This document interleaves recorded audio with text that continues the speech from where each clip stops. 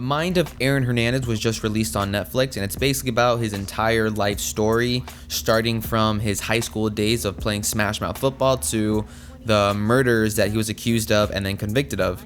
So we start off by seeing him in high school and how he's a star athlete and how his dad used to play football, his brother plays football, they're a great family. Tragically, find out his dad dies at 16, and then that kind of spirals this terrible path he goes down. The show does a really good job of not totally tearing down Aaron Hernandez. They do have a lot of people come out and say he was a really nice guy. That's not the Aaron Hernandez I knew. Hell, even Urban Meyer's wife was like, he played with our kids, like he was a great guy. That's not the Aaron Hernandez I knew. So the evidence on him is really solid. We see going on that, yeah, he wasn't the best gang member, I guess, or whatever you want to call it. The evidence does lead everything to him. So those who don't know, guys, he's convicted actually for killing his brother-in-law, Odin Lloyd. He was also accused of killing 2 people during his college time at University of Florida.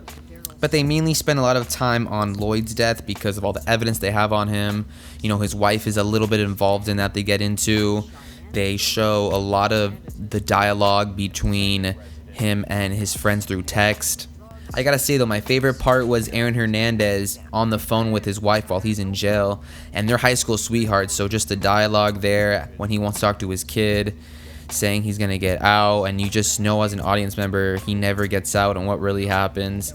I do like the part early on when he asked his wife to bring him the Harry Potter books. It's just like a moment of, okay, like, this guy reads Harry Potter, like, there's things I'm learning as we go. Like I said, guys, I don't feel bad for the guy. I just really feel for his tragedy because, you know, his dad died at 16. He just went down every wrong path. And that's what the show does good. It shows how, you know, he still had chances. You know, he still could have been out of the dumps, but he just kept taking that wrong turn. Or as Shannon said, he never knew when to make that turn. He just kept going that bad direction. And I really like how they brought in, you know, just these old time football players to say, hey, you know, we grew up like this too. We know how it is. One thing I really kind of didn't like what they did, or they really just didn't give it enough time or should have really made it its own thing, was how they try to use him being a little gay as an excuse for what he did. Now, like, I'm not against gay people, obviously. That's not what I'm going at. But if you watch this, you'll see how the quarterback from his high school kept saying how he was so scared to let people know about his sexuality. So yeah, if I had to pick a negative thing about the show, it was just that. Like I said, it's totally not about him being gay. I don't care about that at all.